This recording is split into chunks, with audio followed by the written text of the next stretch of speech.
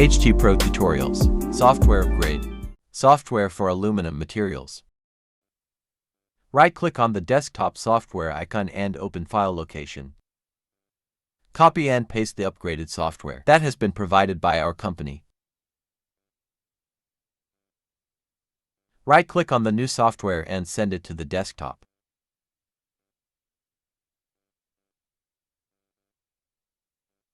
Delete the existing software. Rename the upgraded software.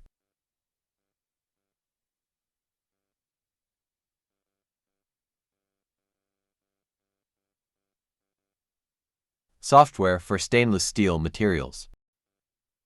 Right-click on the desktop software icon and open file location.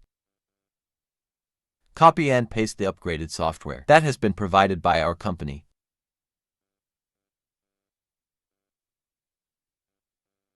Right-click on the new software and send it to the desktop. Delete the existing software. Rename the upgraded software.